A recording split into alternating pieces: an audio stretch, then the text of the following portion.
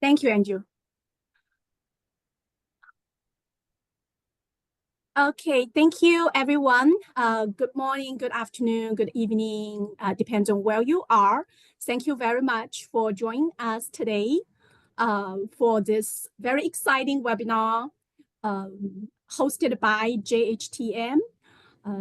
My name is CC Lang. I will be the moderator for today's session. Before we dive into today's topic, I would like to take a moment to introduce the Journal of Hospitality and Tourism Management, JHTM. As some of you may know, JHTM has been growing from strength to strength over the years and has firmly established itself as one of the leading academic journals in our field.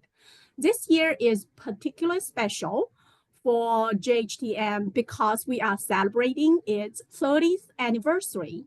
To celebrate this special moment, we are thrilled to present the JHTM Anniversary Online Research Festival.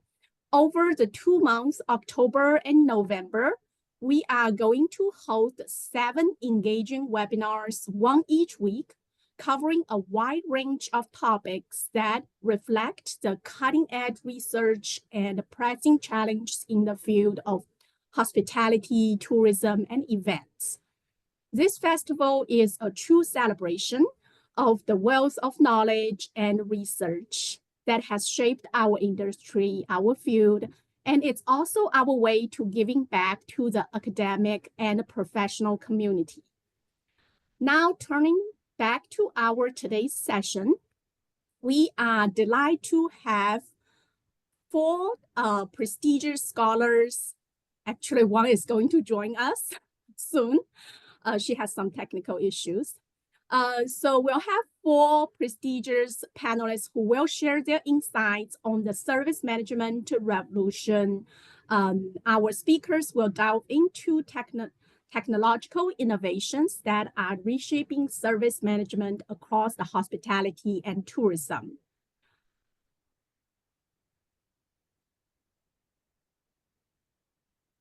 Before start, I would like to give a special thank you to the University of North Texas College of Merchandising, Hospitality, and Tourism for providing technical support for this webinar. Thank you very much.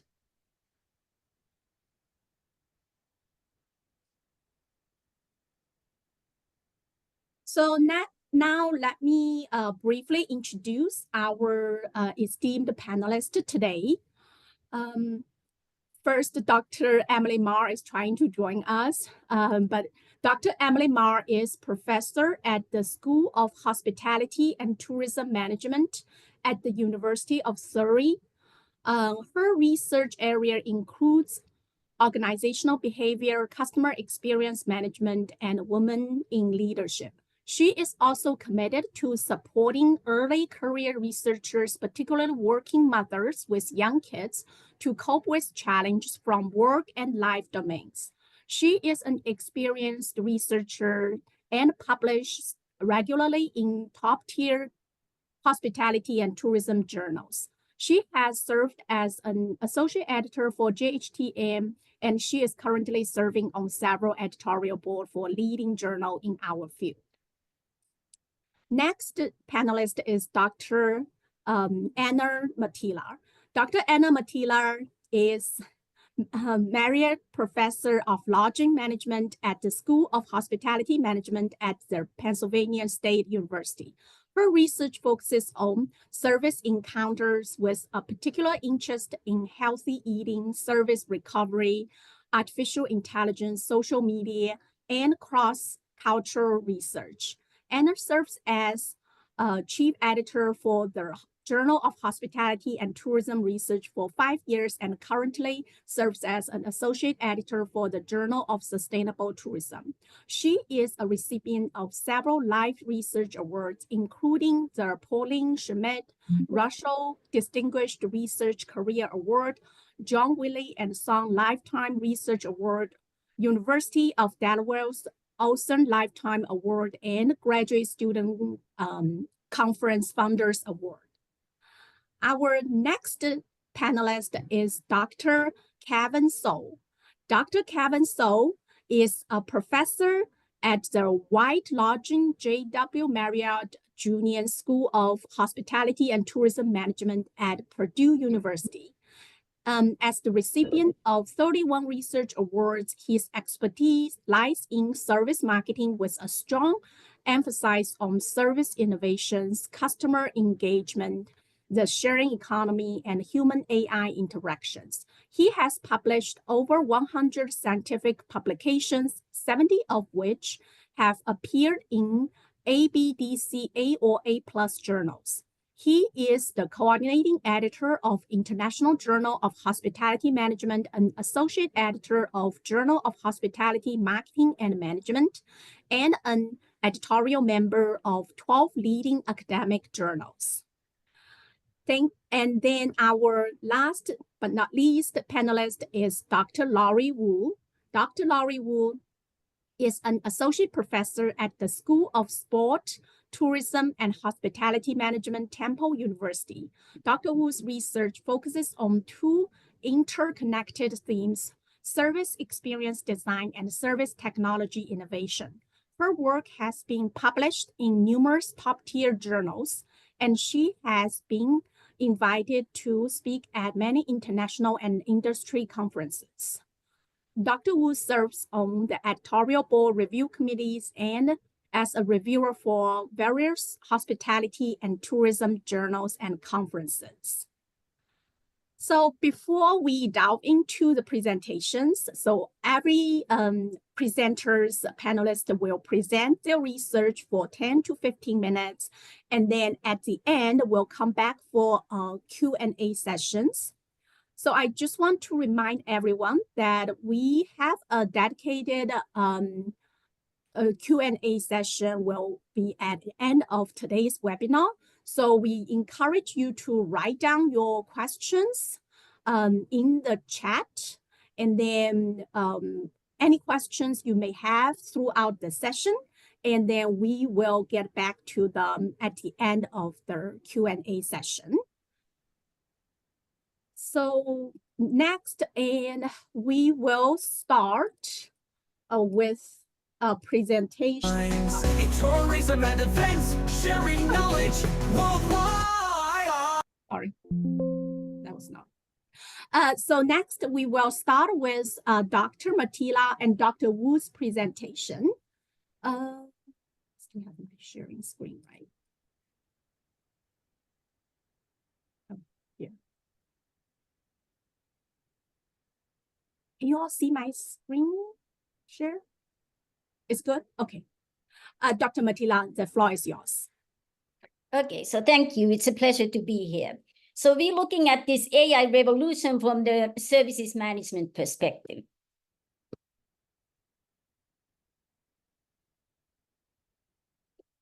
So the agenda is we first have the introduction, then talk about AI and its integration in services, the impact of AI on particularly on the service gap model.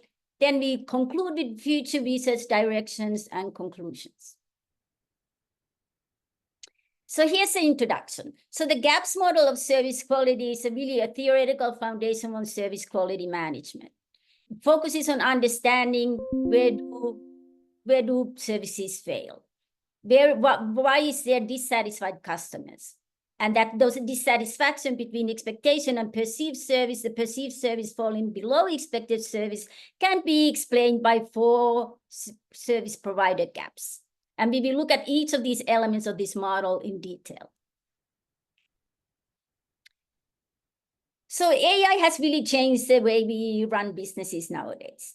So when you think of AI now, it has 3 distinct roles. It can be AI supporting the frontline employee. It can be AI augmenting the service provided by the frontline employee, or it can be AE who has now replaced the employee altogether.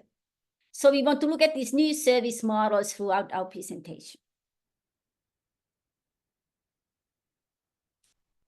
So in this presentation, we particularly want to look at that GAPS model and see if AI has either provided or created more challenges or opportunities to improve service.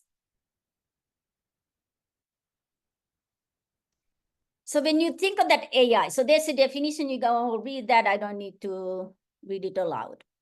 But when you think of this intelligence, we now have 3 distinct levels of intelligence. The mechanical intelligence is easy to understand. Those are the routine tasks that are easily now performed by AI or robotics. The next level is a thinking intelligence. When data mining and deep learning and predictive analytics have now helped us to solve a lot of problems, to have AI and robots that can be autonomous and make their own decisions. The third level, the feeling intelligence, is something that we are still struggling with. Although we are slowly getting there, but the idea is like, how can we get these robots or AI to show emotions and feel customer emotions? So that is the tricky part that we haven't quite figured out yet, but that's where we're headed. So let's look at the impact on these costs. So again, customer gap is where the service falls below customer expectations. And that is very, very critical when you think of service delivery. And again, that customer gap can be explained by 4 provider gaps. So how does AI narrow customer gap? One is the AI's thinking intelligence. When you think of AI, it certainly outperforms us as human beings. So with AI, we have the real-time data. And we can use those deep learning algorithms to really get feedback and continuously realize where we are with the customer. So you can fine-tune the offerings and suggest improvements in the service system. Also, these AI systems, they effectively ensure a closer alignment between service delivery and customer expectations. So at one hand, AI can narrow the customer gap. But it's not all good news. There's also reasons why AI can widen the customer gap.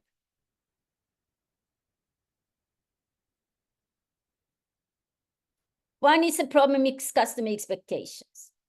They remain ambiguous at the current point. Consumers might have inflated performance expectations for AI, saying, okay, it's AI, there should be no failures. You know, after all, we're talking about machines, they should not fail. So they can raise the bar to achieve customer satisfaction. Another thing is this algorithm aversion. People are afraid of algorithms making decisions for them. So in a lot of cases, customers still prefer human service providers, particularly true in the medical arena. And then there's a customer resistance. Customers don't want to deal with AI if it's a service delivery that requires some kind of empathy or there's a lot of social value involved. That's, again, where customers prefer human beings. So moving on to the next gap, the listening gap. So this is basically the difference between customer expectations and companies' understanding of those expectations. And that can be caused by inadequate customer orientation, ineffective upward communication, or lack of commitment to maintaining service relationships.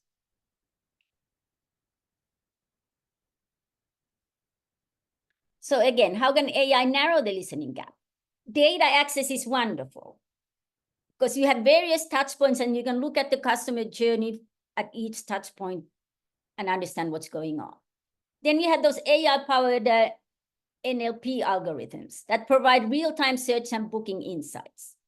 We have automated data collection. We can all see customer reviews, social media posts, and feedback from service agents. So we have a vast amount of data available that enables us to make decisions in real time.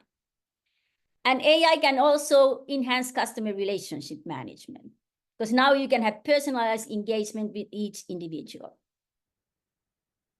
So there's some good news. And can also facilitate information sharing. Because when you think of machines, they don't judge you. So customers might be more willing to share some personal information because that's not the human being who's judging them. So what's the downside with the listening gap? Sometimes AI or robotics, they don't accurately understand customers. They misinterpret what the customer is saying. Another problem is emotion detection and interpretation. AI might struggle to accurately interpret customers' emotions. or they might be biased and inaccurate data input, and therefore there's a fluctuated function of AI. And the last one is privacy and cybersecurity. You know, consumers might be very reluctant to accept AI because they are simply afraid. Let's move on to the next gap, which is the service design and standards gap. So this is a discrepancy between a company's perception of consumer expectations and customer-driven service designs or standards. And how do we fall into this gap? If you have if you don't have an appropriate design of service environment or the physical evidence, you don't have customer-driven service standards or customer-driven service processes.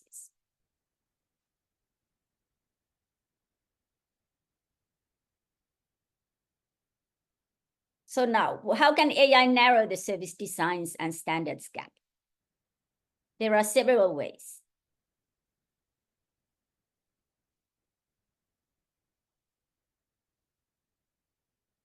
One is to enhance the service design. With predictive analytics on space usage, service efficiency, customer demand, wait times, etc., AI-driven models are really good at predicting what's going on.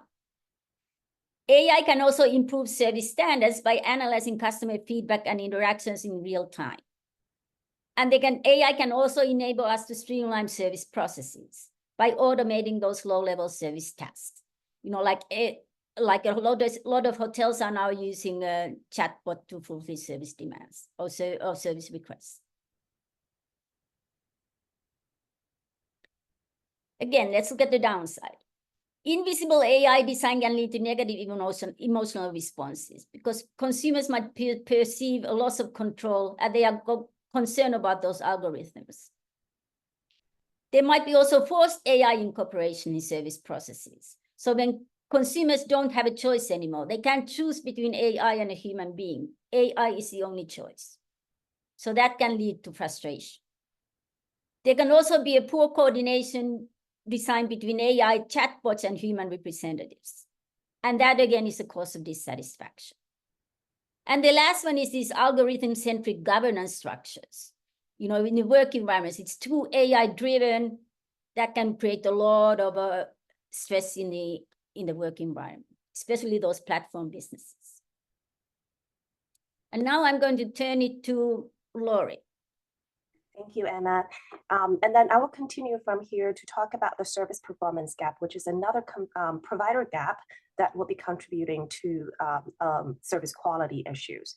So here, what the performance gap means is the discrepancy between customer-driven service designs and standards and service delivery. What it mainly says is that even though we have the best service designs in place and we have the right structures, protocols, and standards and processes, however, the actual service performance may still fall below that standard. And that specifically can be caused by various factors, including, but are not limited to, deficiencies in human resources practices. Customers not sure about what they're supposed to do in the service encounter, and what if there are problems with service intermediaries, such as booking channels, the failure to match supply and demand, leading to an overcrowded space, for instance. And lastly, what if there are service failures, but they cannot be effectively resolved? And with regard to service performance gap, we also look into several ways that AI may, one, help close or narrow that performance gap, and two, how AI may potentially widen the service performance gap. In regarding to the first aspect, first of all, the AI's presence, as we all know, that they're very competent in various aspects. So in that regard, it may have the potential to actually provide better services in such a way that it could partially replace human services. For example, we know that their AI systems are very efficient, and because their lack of agency and intention, so there's less likely for them to be perceived as biased. They can also be better at privacy handling and also easing the service discomfort in the service encounter. In addition to that, with AI's competencies, they can also complement and augment employees' performance in the service encounter, so then potentially also narrowing the service performance gap. In addition to that, with AI being able to provide real-time feedback to employees based on a variety of data, so it can also be able to provide insights and feedback for employees regarding their service performance and specifically personalized performance feedback. And lastly, with AI's presence, it can also help tighten or streamline human AI collaborations. And that kind of collaborations can be between employees and AI, as well as AI and customers, so that they can better co-produce their own service experiences. With that said, there are several ways that AI can widen the service performance gap. For instance, we all know that AI machines err, just like humans can err, so that there are inevitable malfunction scenarios where AIs can be the very factor contributing or causing service failure. In addition to that, AI has its own inherent limitations. As we said before, AI is lacking in empathy, personalization, and authenticity, which could contribute to or detract from the service performance and customers' experiences. In addition to that, prior research also shows that service employees, they may show a certain level of resistance or low acceptance for AI.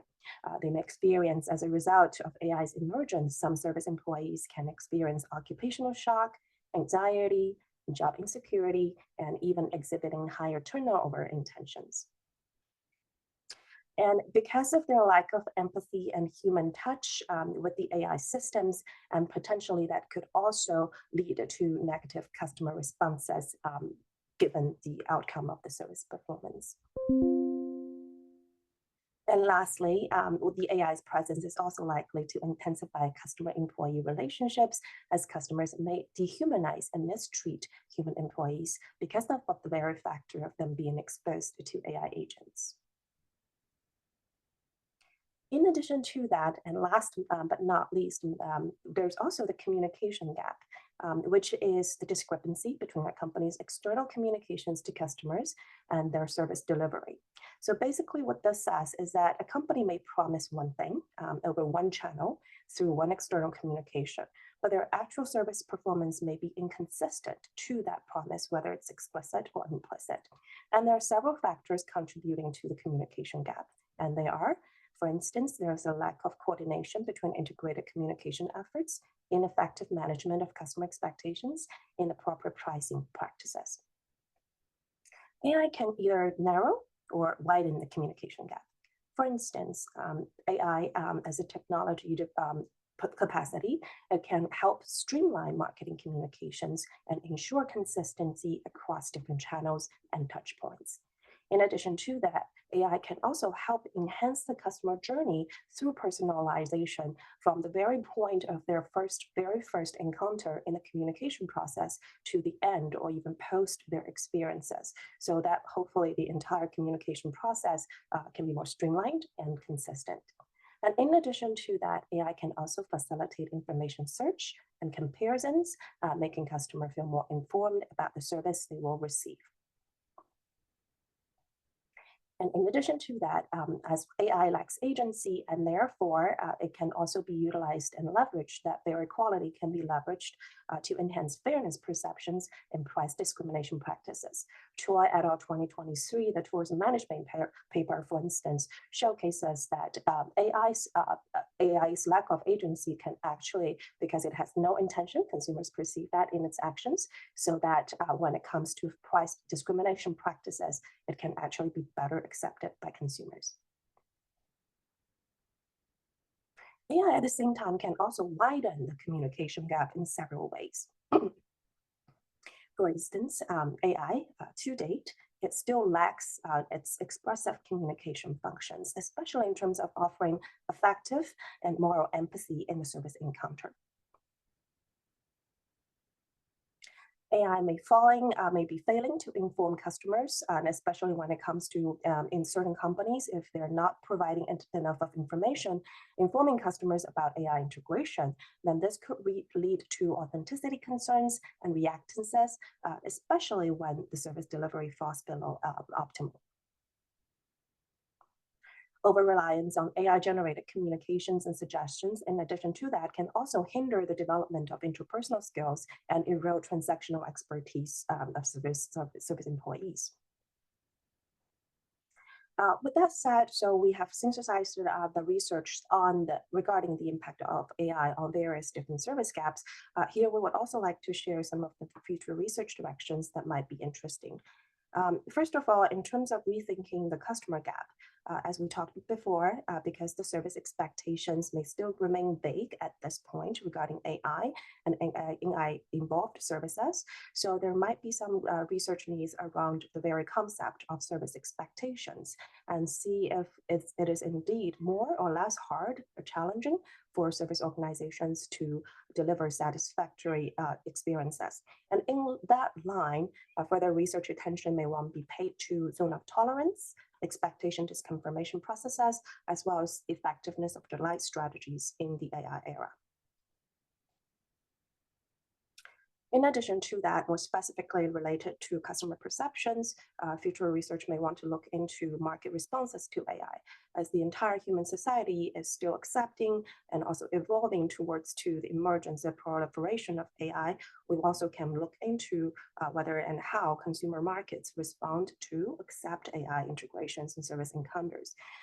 Future research may also look into emotional deficit of AI, or maybe its evolution down the road and how it will lead to long-term customer engagement. And in addition to that, AI's advancement in feeling intelligence, how will that alter that process? Regarding the listening gap, obviously AI can either widen or narrow service organizations' listening capacity. And in that regard, future research could look into how AI can facilitate or maybe inhibit organizational learning processes regarding service excellence and service performance. And in that process, how human AI collaboration can either contribute to or detract from the listening process. And in addition to that, how AI can be integrated effectively in service relationship management practices would be another angle to look into. Regarding the service designs and standards gaps, this is where we can look into maybe providing new innovative conceptualizations regarding how the service encounters can be conceptualized to facilitate better design and standards practices. In that regard, we may need an update on service theories regarding service encounter management, service performance, etc. And particularly, we want to consider AI as service agent with more and more of such advancements and innovations happening at the service frontline. We can also consider ways to reconceptualize the service called co-creation. Regarding the service performance gap, and obviously the multi-party service encounter will contribute to new complexities around service performance. And future research could look into AI as a service agent and how its integration in the service encounter could add to, contribute to, or detract from the service performance. And in addition to that, service failures and service recoveries practices around AI services also need more attention. Regarding the communication gap, we can also look into the discrepancy between communications and customer experiences, and specifically AI-generated content and customer experiences. And in addition to that, will AI's integration, how will that influence customer trust? And how will different types of integration influence different type of consumer trust and along the different type of temporal spectrums? That's something that we can look into. And last, but very importantly, when it comes to AI integrations in the AI systems, a very important issue is around ethics and privacy, and especially consumer concerns in regard to that. And therefore, more research should look into digital responsibility practices in the service organizations and service systems, and how will that influence service relationships and customer experiences. So altogether, and I know what we have shared here is an overview on AI's transformative impact in service management. We see that it can influence service gaps and service quality in various different ways. But at the same time, more and more future research should look into what are some of the ways that we can continue to foster responsible applications for sustainability and inclusivity of AI in service management, so that the ongoing research to drive of AI integration in hospitality can keep moving our field and our industry onward and upward. That's all. Thank you.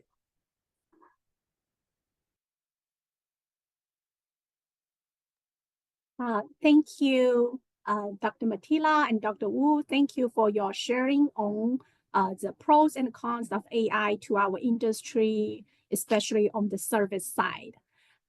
Next, we will welcome our panelist, Dr. Emily Ma, to share her research, especially on service robot and people with disability. Thank you, Cici, and thank you so much, everyone, for your attention to attend today's seminar. You can hear me clearly, Cici? Yeah, thank you. So the topic for today is about service innovation with service robot. We would like to discuss some potential research agendas, particularly focusing on job design perspective and focus on the people with disability, with people from both travelers' perspective and service employees' perspective.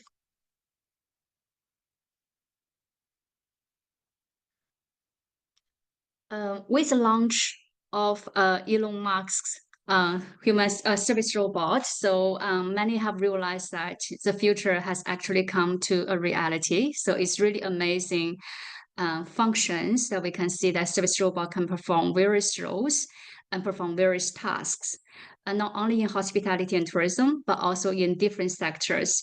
Actually, robots have a long history of being adopted in different sectors, in manufacturing, constructions, in agriculture, in healthcare, and we only recently see more applications in hospitality and service contexts. With a widely application of in hospitality and tourism context, we also have more research interest looking into service robot and its application in various contexts and job tasks in hospitality and tourism contexts. So let's move to the next slides.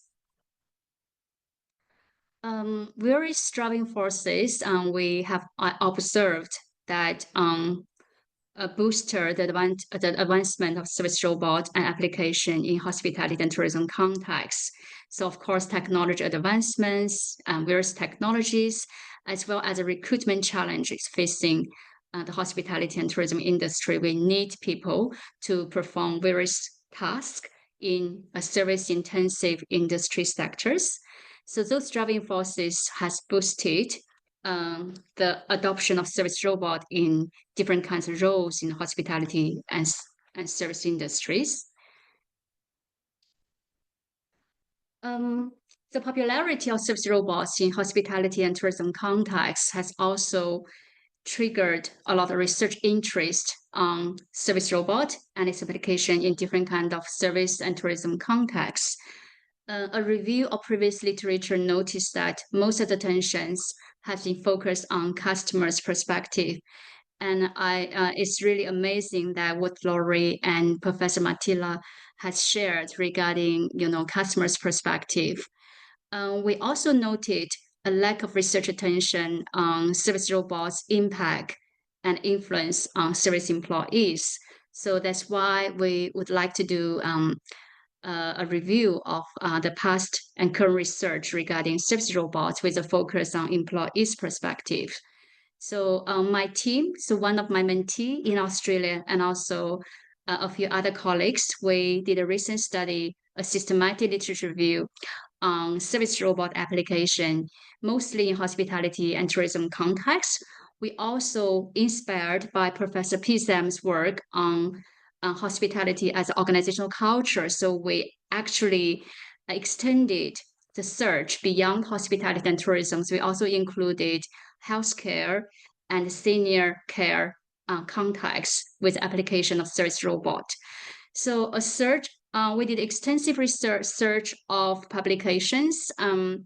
In the end, we kept 34 full papers from most of the leading journals covered in hospitality, tourism, and service context and beyond.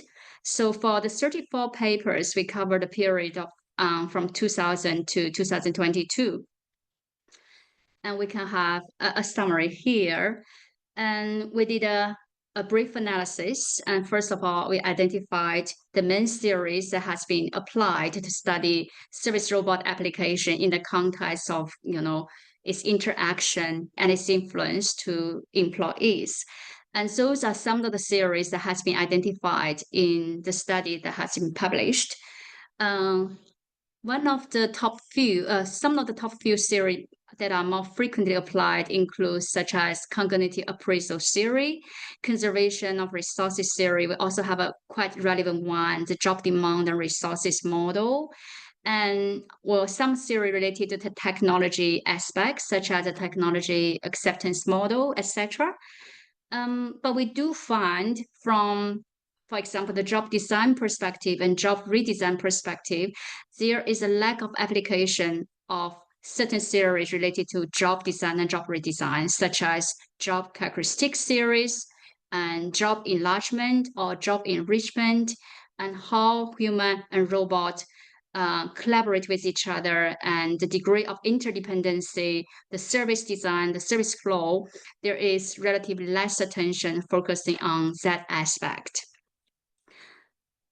Moving to a further analysis, we also identify the key antecedents, mediators, moderators, as well as outcomes of existing studies focusing on employees' perspective.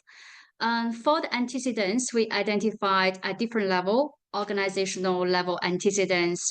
We also look into the service robot related features, such as a lot of studies on service robot look into service robot appearance, whether they look like more like a human or they look more like a machine, and look into the functions, look into the product level offered by service robot, look at ease of use and the tasks they could perform.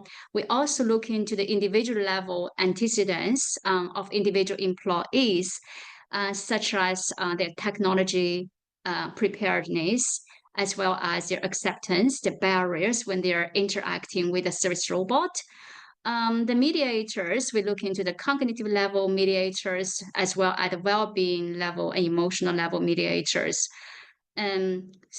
For outcome, so most of the outcome that have been examined will focus at individual employee level, and including the attitudinal level and behavior level outcomes. So this model is kind of comprehensive in a sense, but still we find there are quite a lot of gaps that need to be explored more regarding human-robot interactions and collaboration and related issues, because they were only based on 34 articles. But the research search ended in end of 2022. So with the popularity of this topic, I'm sure there are new articles published in 23 and 24. So this model could be enriched a lot more with this new paper added. So I would encourage people interested in this topic to continually to explore more regarding, this relevant construct, mediators, antecedent, and consequences. Yeah. So we move to the potential research agenda. So my research teams and also myself, we have started to look into service robot, human-robot collaboration, particularly focus on employees, for about 3 to 4 years' time. And then it's quite rewarding experiences by looking into the employees' angle. And because our industry is service intensive, our people are so important to ensure customer experiences and satisfaction and service delivery. And the service robot adoption and introduction to their job are such a big forces that change and alter their work environment, their work context. And we think more attention should be devoted into a more detailed process and psychological mechanism regarding how they collaborate or whether they want to collaborate or not. So we identified a few potential research agendas, building on other people's work and also building on our observations. So one of them being, human-robot or human-AI relationships, and what are the theoretical underpinning behind these relationships. We see some application of different kind of theories, but we still want to see a much more detailed analysis and look into, the subtle relationship and dynamics between human and robot relationships. And there has been some debates regarding whether human and robots, they are collaborating with each other, or they're debating, or they're they're having competition with each other, whether robot could be a risk or could be a helper to employees. So we want to encourage research that, and we also aim to explore ourselves as well regarding what are the determinant factors that leading to human-robot collaboration or leading more of a competition relationship. What are the antecedents? Or is there some boundary conditions that could, alter the relationship from a more of a collaboration to competition or the other way around? Are there anything that the organization could do or the leader could do? Or are there anything that we could redesign the job, redesign the workflow to foster more of a collaboration relationship rather than a competition relationship? There are great room to apply different theories into this context, such as the roles theory, such as job design related theory, task allocation, service process design and flow, and how we should improve the autonomy in the job while we are introducing the service robot to the workplace, and consider employees' needs of autonomy and empowerment, and try to foster the independency rather than interdependency. So to make sure that we can foster a collaborative relationship rather than a competition of robot and human. I particularly find it will be an interesting perspective, and we're also planning research on this perspective. So attribution theory, for example, and Laurie also mentioned regarding sometimes, a lot of times service is so important, but sometimes service doesn't go well and then lead to service failure. And in the service failure process involving robot or AI, so how would employee attribute, who is responsible for this failure? What would be leaders' responses and action, and how their responses and action would influence employees' perception in terms of fairness, in terms of like engagement, in terms of like social loafing. I think all these things are quite interesting perspectives that we could explore more. So let's move on to the next slide. So another topic I would like to share a little bit more with us is service innovation with service robot and AI for people with disabilities. So I would like to share another example, a recent study jointly performed by Associate Professor Aisling Liu, by Dr. Yaojing Wang, and also my colleague here at University Associate Professor Tracy Xu. So together we, led by Dr. Liu, we did a study about people with disabilities, so vision impaired travelers' perception of AI and supportive technologies in the context of mainland China. So we strongly agree that for people without disability, technology makes things easier, and for people with disabilities, technologies makes things possible. So this study we recently published in IGCHM. So we look into vision impaired travelers and using a qualitative research design approach. We interviewed around 20 people who have travel experiences, but who also have various level of vision impairment.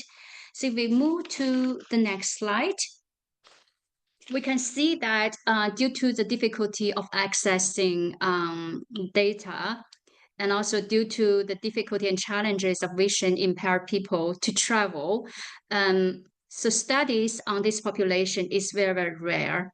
And then relatively will be slightly more study on vision impaired travelers than vision impaired employees. Different factors attributed to their travel experiences, and then different factors also attributed to service failures for this particular group of population as well. But in general, there is a particular lack of research on people with disability, and particularly on people with vision impairment. So we did this study. One of the researcher, and she had a strong passion regarding to help people to know more about, how could we improve the design in the travel context to improve the mobility and further also a quality of life of vision impaired people. And this research was building up on the theory of supportive design. So this is a theory that has a relatively long history, but most of the application was in healthcare and senior living, in the design perspective, environmental design disciplines. One of the main proposition of this theory is, we should design the built environment to reduce user stress by following the principle of giving them a sense of control, a greater sense of support, social support, as well as providing positive distraction. We think this is a very nice, there will be a nice possibility of integrating this theory in the context of people with disability, and particularly for people with vision impairment.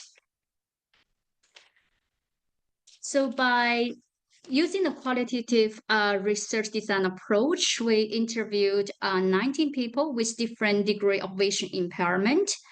And then based on the data analysis, so we identified the positive side as well as the negative side of technology and AI integration at different angles, at different stages of the travel experiences. We can see that,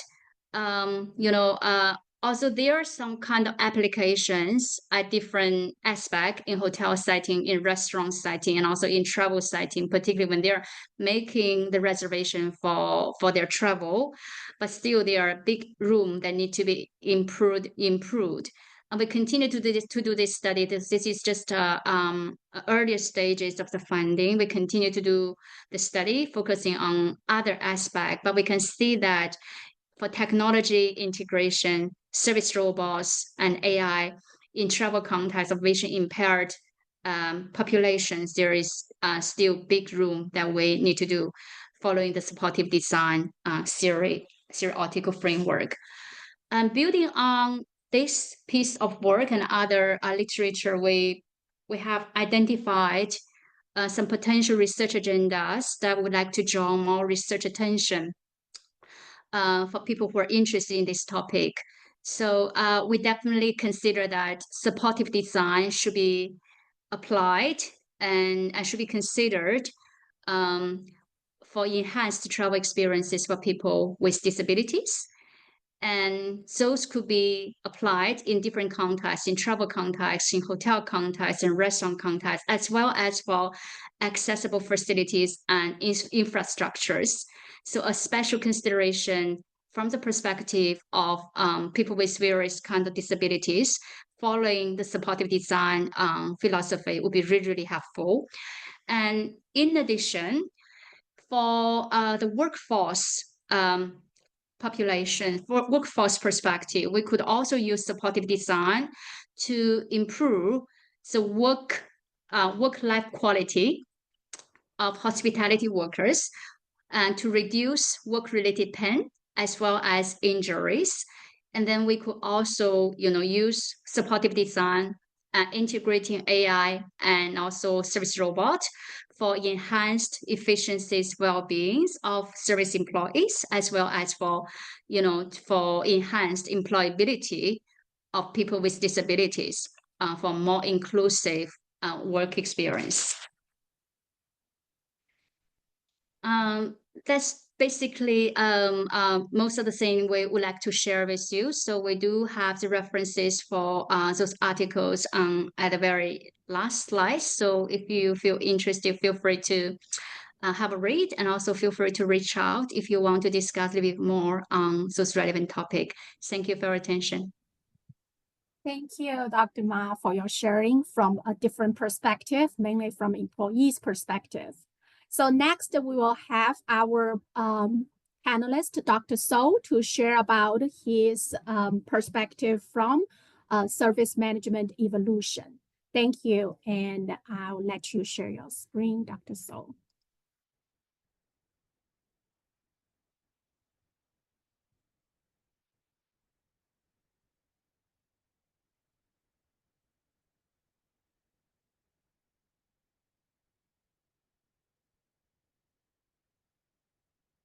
muted.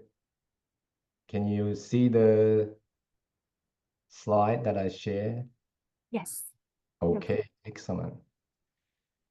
All right, it's still before 12 o'clock here in Eastern time, so I guess I can say good morning. And so thank you for this opportunity to talk to you about service management revolution in the hospitality and tourism industry. Before I start my presentation, I would like to first thank Dr. Cici Leung for organizing this event and also her hard work and efficiency. And I would like to also thank other panel members for the distinguished pleasure to share the stage with you, even though it's virtually, it's my honor. And with our attendees, even though I don't get to see your faces, but thank you for your participation. And we look forward to having some questions from you. So please share your engagement or show your engagement to us. And so when I got this discussion title, I was thinking how I should start my presentation. Should I go directly to hospitality and tourism and talk about all the amazing trends that are happening right now? But I can see the audience of this panel discussion. Most likely we have a lot of PhD students and also former PhD students who are transitioning to their new role as assistant professor. So I would like to take the perspective and first start by looking at service management. What is service management? And we can look at some seminal pieces on the topic of service management. And service management has been described as a perspective, and it's a perspective in business management. And so it's how we adopt the service logic in managing businesses, whether the core offering is a product or a combination of a product and service or purely a service. So services, by definition, could exist alongside other resources such as goods and other forms of input that we put together to provide to the end users, the customers. And so consumers are really integrating everything that they buy in the consumption or usage processes. And so they combine the different sources in order to achieve something. And that mechanism for them to achieve something is commonly described as a service. Even though in some textbooks we see service is different from products, service has its characteristics. But if we take a different perspective, service actually includes all the things that we provide to our customers so that they can produce or utilize as a service to achieve something. And so adopting that perspective, then why are businesses utilizing or adopting service management principles? Well, every company, regardless if they are in the service industry or in manufactured goods businesses, they are really engaging in service competition with their counterparts. And so service is not only a concept, but service is a combination of the provision of a service good and together with a whole range of other services that they provide to their customers. And an important example that we can look at is Apple is known as producing digital devices, iPhones, iPads, etc. But Apple is not only competing on the products themselves, they are also competing on the services that they provide. And now Apple's total revenue, actually 26% of the total revenue comes from the services that they offer surrounding the manufactured goods that they originally offer to the market. So in combination of all these resources, Firms are providing an integrated offering, or we can call it an integrated service offering, which allow customers to achieve satisfactory outcomes or a value supporting outcome. And so the growth of the service industry or service economy can be traced back to 1857 when Eagles highlighted the potential growth of services in our economy. And so he highlighted that as family income increases, three things will happen. First is the percentage spent on food decreases, even though the amount may increase, but the percentage decreases. Second is our expenditure on items such as housing and clothing will remain almost the same. And the third thing, which is highly critical to the growth of the service economy, is the spending on education, health, and recreation items, which is what we have been seeing in the past century, that the growth of the service industry has continued, and will continue as well.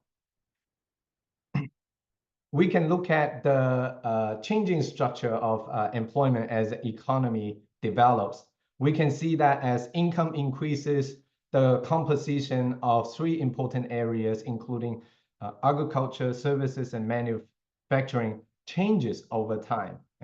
In an economy with higher income, which is seen in developed economies, the component of services from an economic point of view continues to increase. And that's also reflected if we look at number of people employed in advanced economies, the 7 advanced economies highlighted here based on the report from the Federal Reserve Bank of St. Louis. So what are the major changes that we have seen? Well, first is manufacturing. Manufacturing is declining because of transitioning in terms of automation, and we are seeing also outsourcing and offshoring to places where labor costs are much lower, such as China and Southeast Asia. Agriculture is an interesting part because agriculture has experienced continued decline due to technological integration in the farming process, precision, automated machinery, and therefore there is a reduced need for manual labor across different countries. Then we look at the service-related areas. First is healthcare. Healthcare is experiencing significant growth in recent years. And if we look at the labor statistics by the US Department of Labor, we see those statistics are continuing reinforcing the growth of the healthcare sector. And that's also influenced by the aging of the population that we see in a lot of developed economies. The retail sector, we're seeing a huge transformation, and now brick and mortar retailing is not as popular as they were in the 1990s to 2000. Now we're seeing much more activities happening on e-commerce. Finance is relatively stable in terms of employment, but we are seeing changes in automation, fintech, etc. Transportation. Okay. Transportation is growing because of the transition of retailing sector, which has also contributed to growth. But they're constantly dealing with labor changes and hard to hiring people. Entertainment and media, and we're seeing changes, particularly with digital consumption. Now consumers are consuming entertainment on their digital devices, or without going to movie theaters, and more consumption takes place at home. Hospitality and tourism, which is the focus. And our industry is definitely experiencing digital transformation in many different ways.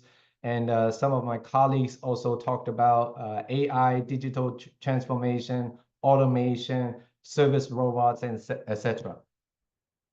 So take a step back. What are the major big trends from a research point of view? First is customer service, and companies are highlighting customer service is critical, and therefore more and more research is going to be directed to focus on this area to integrate what's happening in the broader environment.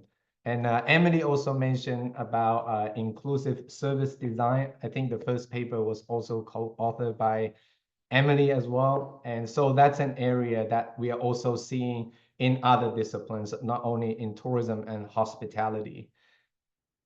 AR and VR, and facilitated by technological innovations. And the next one, we also see service innovations, which fall under the area of AI, automation, and all these things, they are interrelated, they are overlapping. And so we can draw a lot of linkages and connections between these themes. And ESG has been widely discussed at a global level, not only in our industry, but also across many different sectors. And so moving forward, we will see more and more research focusing on how ESG can be effectively integrated in daily operations. And the last one, AI and automation, which is the focus of my next few slides. And so several of my colleagues here have been working extensively on this topic, not only that you could see from their presentations today, but through their publication record, you can also see that's an area that's driving a lot of their research efforts.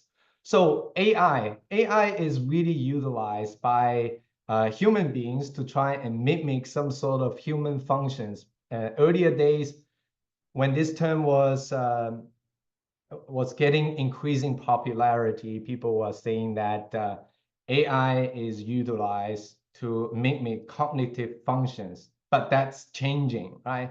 And there are many more other functions, AI and machines that incorporated AI functions can mimic in terms of human behaviors. But let's take a step back and see, can AI do anything? It seems like AI is getting a lot of attention. And I would like to go back to work published in 1960, Balmer's cost disease. And so Balmer was a very famous American economist, and he was nominated for the Nobel Prize for Economics in 2003. And then he didn't get it, and he was described as a very potential recipient for the same prize in 2014, but unfortunately, he passed away without receiving the prize. So Balmer basically, together with his colleagues, describes that in a lot of businesses, such as car manufacturing and other activities, manufacturing processes that involve routine tasks, human workers are becoming more and more productive because they could incorporate technological innovations to their tools and equipment in production lines in factories. But in some other areas where we could describe as labor-intensive sectors, not all of them, but some of them we can see as examples, they still rely heavily on non-routine human interaction and activities, which cannot be easily replaced by service robots or AI. We can think about areas such as performing arts, nursing, and even in hospitality and tourism, there are some areas where the operation is still almost the same as what we saw 30 and 50 years ago. So a good example from performing arts is that, yes, we have the AI revolution, but if you look at Swan Lake, today still takes the same number of people to do this performing art. And if we look at housekeeping in the hotel industry, Well, roughly, it takes approximately 30 minutes to turn a room around. Okay? And it is still the same today. It may be changing in the future. Okay? But on the other hand, when we look at the growth of the AI market, that's really happening. It's real. It's nothing can stop it at this stage. And if we look at the recent report produced by BCC Research earlier this year, and it was predicted that the AI investment is going to experience an annual growth rate of approximately 40% from this year to 2029. Okay, 40% annual growth rate. And so many of you are probably familiar with the company NVIDIA, right? NVIDIA, you see Jensen Huang wearing the leather jacket.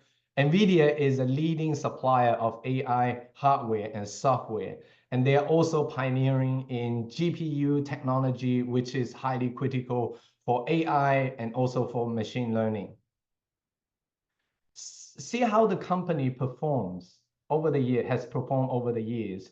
And just look at last year alone. From in the last 12 months, the share price of the company increased by almost 200%. And you can compare other tech giants at the bottom and see how much they are doing better compared to other companies. Not saying the ones below are not good, but they're outstanding businesses that have a global coverage. And if we look at 5 years as the time horizon, the share price of the company increased by 27 times. Okay? If you invest money 5 years ago in NVIDIA and invest a large amount, you can probably claim retirement today. Another big giant, Amazon. Amazon is really investing a lot of money in new industrial technology for various reasons. And their recent advancement was Digit, a robot working in their service robots research and development facility in Seattle. And so this service robot, or this robot that can do a lot of human behaviors, costs about $250,000. But the company describes that this robot can do a lot of work to replace what an employee in the warehouse can do. And this service robot takes no annual leave, does not need to go home and see the family members, and no work injuries. Well, some maintenance and repair maybe, but this robot can do 2 shifts each day. No complaints. And so now let's turn to hospitality and tourism. And Emily also did a very good job in sharing a lot of research articles, which I also read very closely as well. So thank you, Emily. And so in this part, I would like to highlight some of the work that I did together with my co-authors. It's not really about, synthesizing the entire article here, but I want to give the indication that from a hospitality and tourism industry point of view, what may be some of the exciting future research questions that we can collectively explore together with what Laurie, Anna, and also Emily have shared with us. Great questions, which I feel very much excited about. And so we, in this study, integrated multiple data sources, including practitioner literature, news articles, as well as research articles, together with expert opinions, not only from academics, but also industry leaders, senior management and executives, to provide their input in order to identify and come up with these highly promising research questions. So we're using 4 different data sources really to come up with these questions. And so in the interest of time, I wouldn't share too much about the empirical results, but more so the what's next, right? In the industry, we see companies organizing event to look at AI revolution. But from an academic point of view, we also try to incorporate industry insights together with literature from our discipline. So first set of research questions focus really on customer AI interaction. And first, in terms of adoption and acceptance, and that's still an area that has attracted a lot of attention, but still some questions are not being answered yet. So the first one is, what may be some of the generic and context-specific factors that could influence people's adoption and acceptance of AI?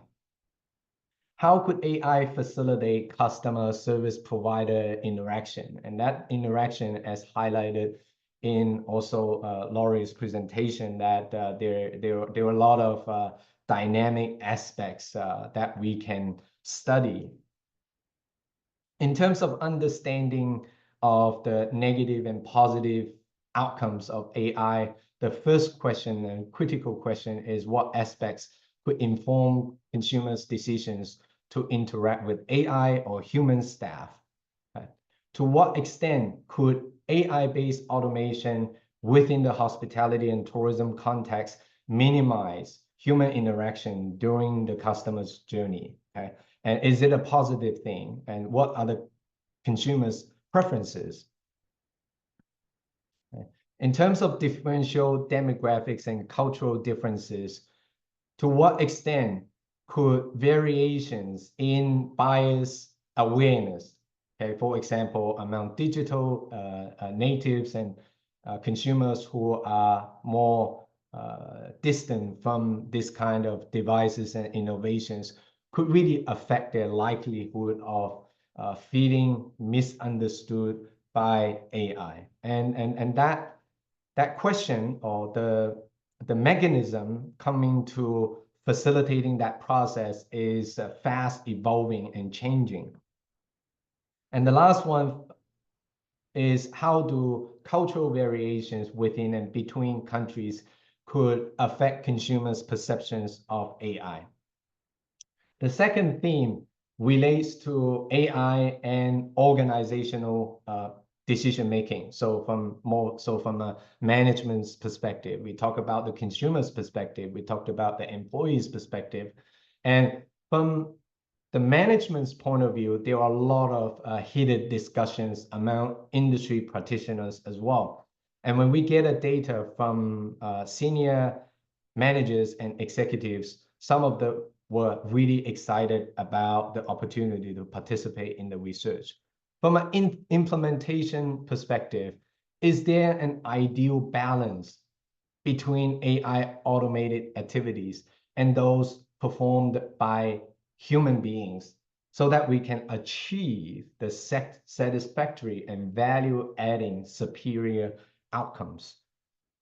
Next, as the capabilities or abilities of AI continue to expand, how will the boundaries between human and algorithm-related or perform or powered tasks may change moving forward? In terms of design and development of products and services, how can AI and related technologies that are powered by AI be incorporated into a more sustainable or harmonious service ecosystem within our industry? Can AI be really integrated to improve various activities performance within our industry? If so, how could companies do that? And in what way they can effectively incorporate AI in various activities?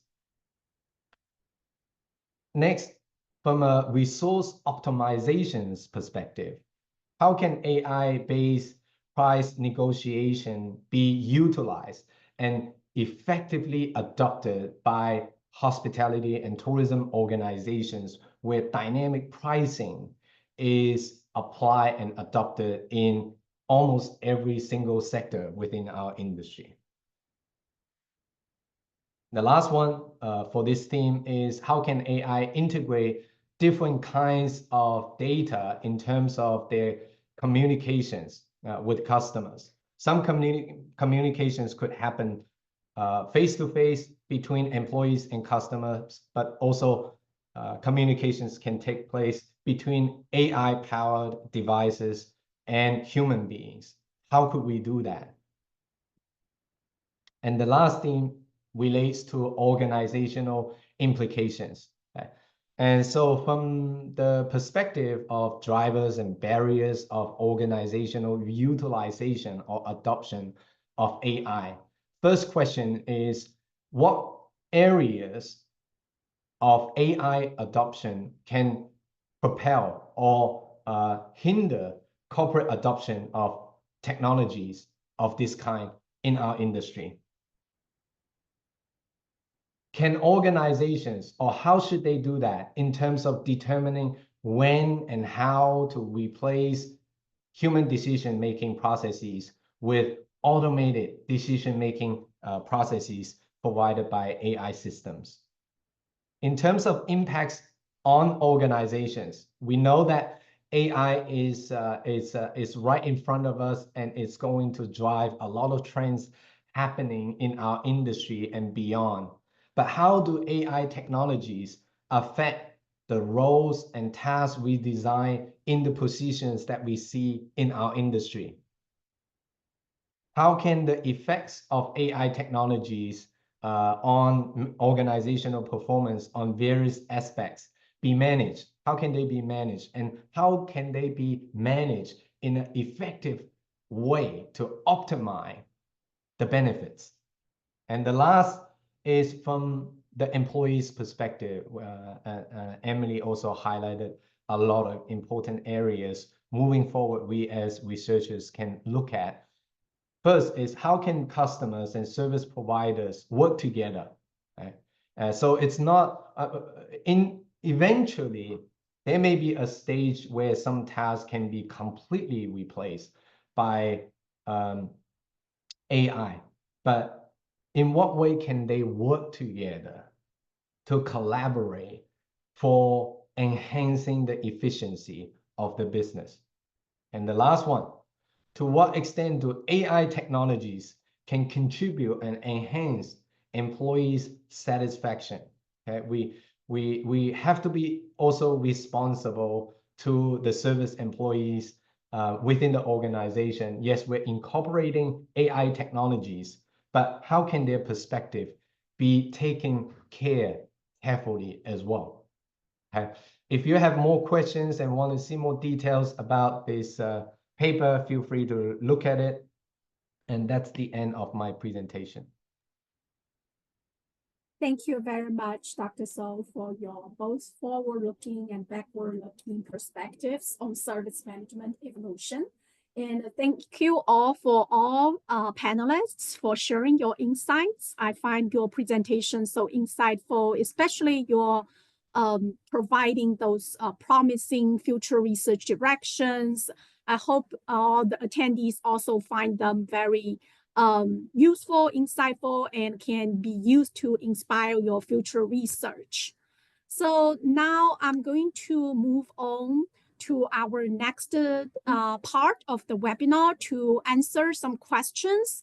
I do see in the Q&A session, we have 4 very good questions. So we'll answer them in the order we receive them. And if you have more questions, please feel free to type it in the Q&A section, and then we'll try to get to it. So let's start with the first question. So you are still sharing your screen, if you notice. So the first question we received is from a scholar from Nepal. And it says that in Nepal, the hospitality industry struggles with retaining skilled manpower as many workers seek opportunities abroad in countries like Australia, US, and Gulf nations. While AI is being increasingly integrated into the industry, I believe human interaction is crucial to providing a unique experience that AI may not yet be able to replicate. Additionally, AI implementation might be too expensive for many businesses. How do you see AI balancing with the need for human touch in hospitality, and how can we make it affordable for smaller markets or businesses? Any panelists want to jump in and answer the question? Yeah, I may give a go first. Yeah. So I think this question contains several parts, but I might only be able to answer part of it. First of all, I totally agree that, for different area, geographic regions, as well as for different sectors of hospitality and tourism, so there might be a developmental stages of integrating or adapting or introducing AI and robots. And the other part is regarding the cost. So some AI technologies and robots are not as expensive as other parts. So refer back to one of the earlier study. So we did a study on utilizing product level theory. We actually did a comparison on service robot restaurant. We have example of the US and an example of mainland China. And then we identify that which level of products were replaced by robots and which level were not. So we did have an interesting finding that so some restaurants replace a core product such as cooking function using service robot. Other restaurants replace the more of the entertaining function, such as delivering food as well as performing entertaining part of the dining experiences. The cost of such service robot are quite different. However, the effect to customer experience and satisfaction can be similar. And for example, so when I bring my son to visit one of the service robot restaurant in Boston, so they replace the core product cooking function to use service robot. However, this is not what he expected. So he was expected to be greeted by a robot who is entertaining. But what he saw was kind of like a machine-like of robot. So he wasn't expecting that. From customer's perspective, the cost, from the operator's perspective, it's a big decision. So deciding which part you want to replace can have great implication on how much that costs to your operation. But from customer's perspective, even you invest not a big amount into, not a core product, but other layer of the product, you may receive similar effects. So I think this is part of the answer for their questions. Yeah. Thank you, Dr. Ma. Anyone else want to jump in to talk about the balance, about AI and the human touch?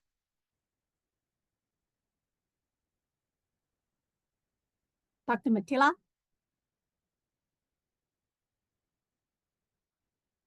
Yes, so about the cost issue, I think, in the future, they will become less and less expensive. So future will tell where we will end up with the technology and human touch.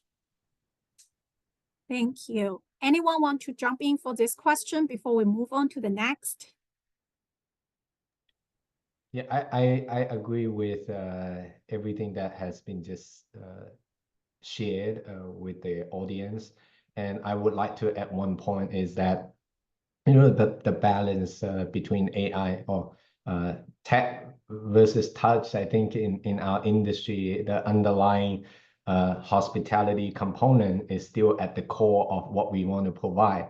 I think at the end of the day, the human element is really impressing our customers and delivering that delight, at least at this current point, and it may change in the future.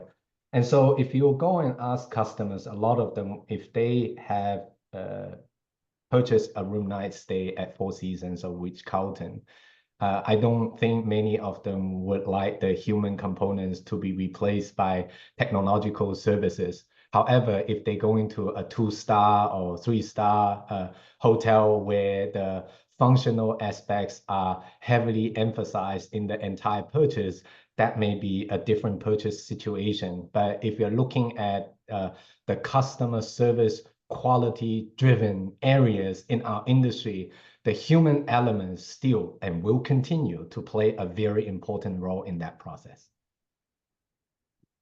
Thank you very much, Dr. So. Anything else before we move on to the next question?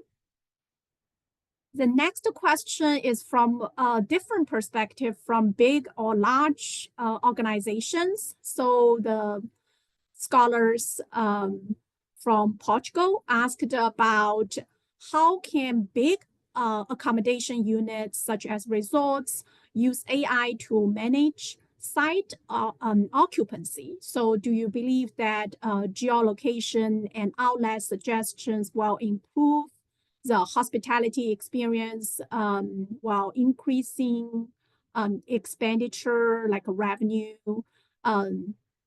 Any thoughts on this?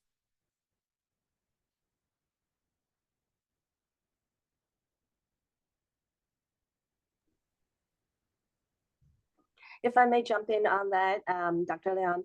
So I think that's a great question and a very important question that is happening in the industry. Regarding site occupancy, if I may understand it correctly, what you mean is by the on-site flow of traffic of guests, it's in regard to that aspect, some of the resorts and hotel groups are using real-time analytics in terms of foot traffic, in terms of space density, so that they can provide a more versatile space usage for some of the public spaces that is in place in some of the resorts and some of the hotel groups.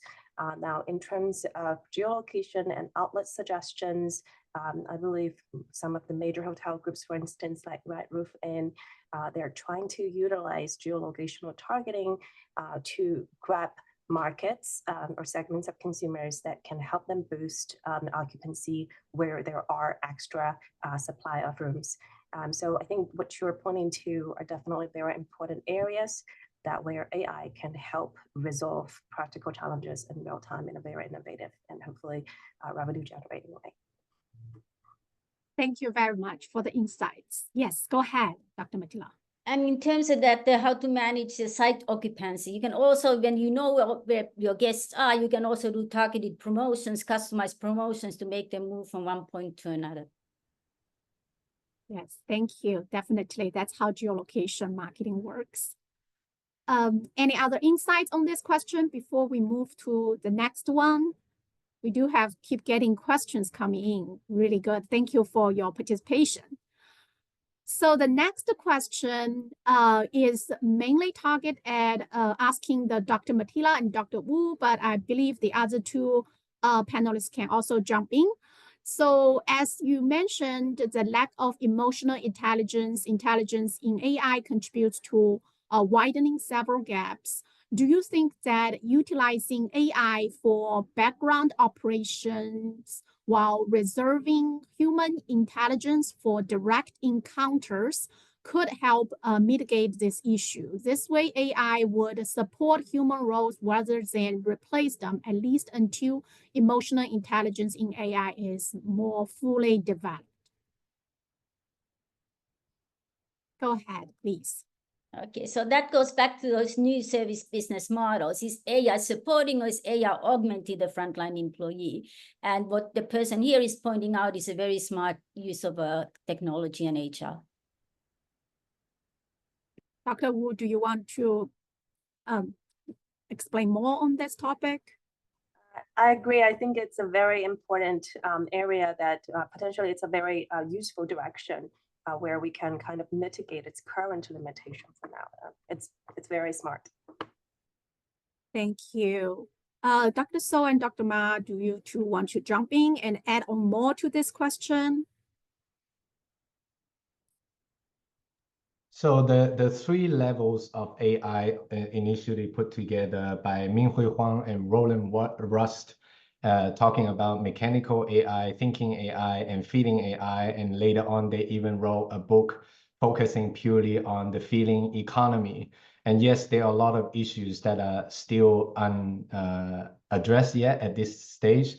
But moving forward, I personally, based on my understanding of what's happening, it could be wrong. But at some stage, AI is going to get closer to how we would respond in terms of mimicking human emotional responses. And I cannot imagine how it is like in terms of, our feeling as consumers, right? When you're interacting with devices that can have real human responses like another human being. Thank you. Thank you for the insights. Let's move on to the next two questions. They seem like from the same angle, asking about sustainability. And the first question is from South Korean faculty scholar who's joined us midnight their time. So thank you so much for joining us. Although this time zone doesn't work very well for you, still thank you for joining us. So what she's asking is, how are sustainability concerns reshaping service management practices in the industry?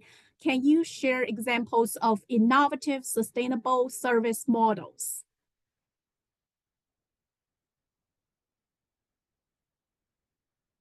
Anyone wants to start with this sustainability concerns? Yes, go ahead, Dr. Matila. You're muted. Yeah, so sorry, I lost you for a second on my screen, so that's why. So yes, the sustainability and technology, how to get those to work together is a very hot topic in many areas of consumer behavior right now. I have not seen much of that done yet in the hospitality literature, so I think that's a huge opening where we really should go in that direction. Thank you. Anyone else?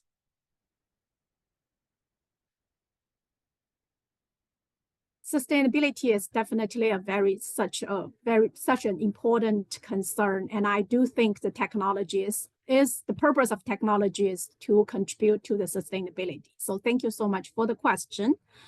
The next one is from a similar vein, that asking about in the tourism and hospitality industry, due to the particularity of its hedonic attributes, promoting tourists' pro-environmental behaviors to contribute to carbon neutrality has always been the focus of many scholars. As the application of AI in the tourism and hospitality industry expands, what impact will it have on the solution to this problem? So carbon neutrality.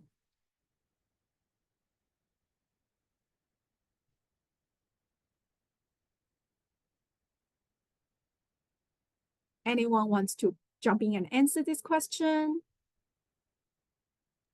I would like to, it may not be directly related to the question, but it definitely has a lot of relevance.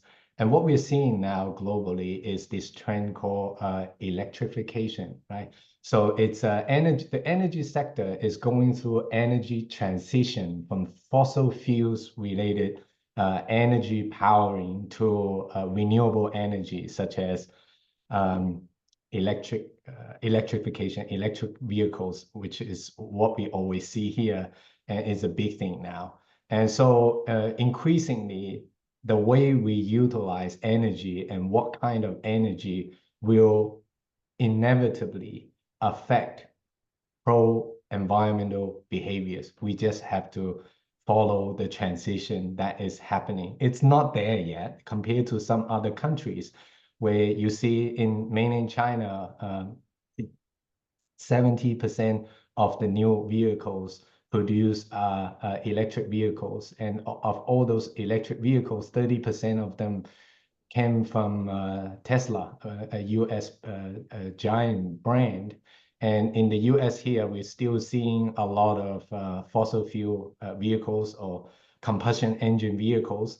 But in some states like California, we're seeing the transition being much quicker, and sooner or later, it will get to a wider spread of consumers in the United States.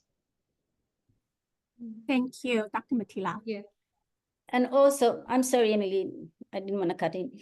So in other parts of the world, if you look at Europe, there's a lot of push in terms of transportation, people choosing trains over airline travel. For example, in France, when you, at the end of your journey in a train, they thank you for making an environmentally friendly choice. Dr. Ma, yes. Yes, I also want to add some from like a service encounter perspective. In studies relating to pro-environmental behavior, most of the study have been focusing on like customers' behavior, but hospitality employees, I believe, including service robot, they also play important roles in helping to promote the pro-environmental behaviors. That actually, this is a very good question. Maybe, there is great implication that we should incorporate in service robot design as well to integrate some functions or messages that they can directly delivered to the customer so that we can influence positively for their pro-environmental behaviors. And on the other hand, when employees, if they got more support from service robot colleagues, it may free out a little bit more time and energy for them to engage in these pro-environmental behaviors in the hospitality context. Thank you. So the last question we have in the chat from the audience is talking about the cultural differences. So the question asking, how can we adjust society's cultural differences when companies introduce service revolution to customers? Since we have a very diverse group here, so I guess this is a question for all of you, can get some insights from all of you.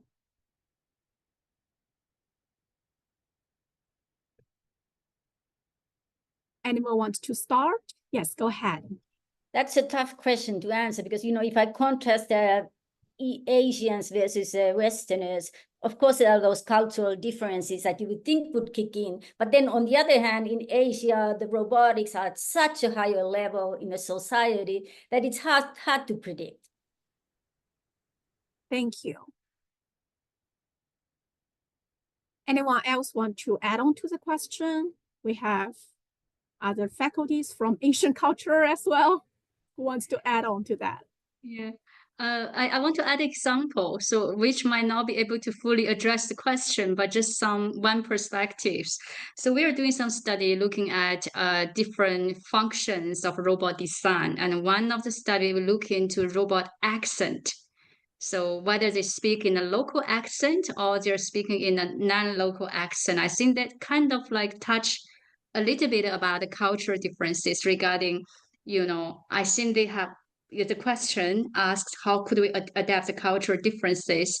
I think there are great rooms to test regarding, what type of design we could utilize, what type of function fit best in certain cultures, versus in different cultures. I think, that's quite exciting, research as well as practice. Thank you for sharing. Any others to add into this question about culture, acceptance, differences? So, yes, go ahead, Dr. Wu. If I may add on, and I think it's absolutely a very interesting question from AI application perspective and how different cultures may accept to it or integrate it, and they're willing to embrace it. We can also look into the long term how will the AI integration in our societies also influences different cultural differences or cultural similarities. Thank you. So I have a very last question for my panelists.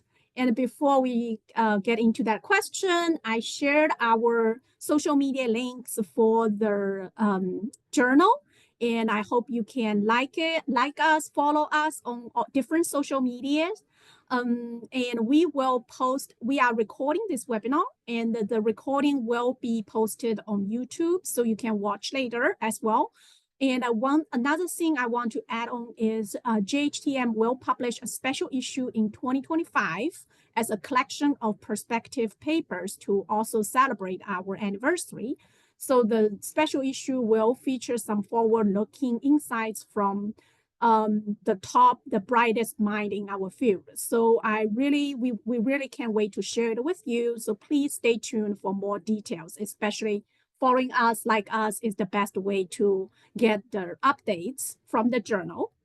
So my question for everyone, I do want everyone to share your final words to the audience is, where do you see the greatest opportunity for service innovation in hospitality and tourism over the next 5 years or 10 years? So everyone, I want to get your final words for this webinar. Thank you.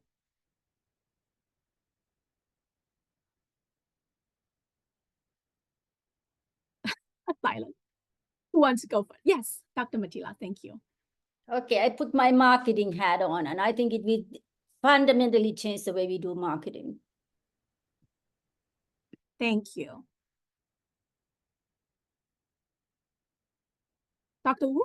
And I think another very important part is about how the integration of AI will influence also the education of the next generation of leaders for the industry, and potentially how it influences the thinking, metacognitions, etc. Thank you. Yes, Dr. Ma. Yeah, I would see supportive design and inclusive design of AI and service robot for people that are more disadvantaged groups. Yeah. Thank you very much. Dr. So? Yes, I agree with the important points that's shared by my colleagues here.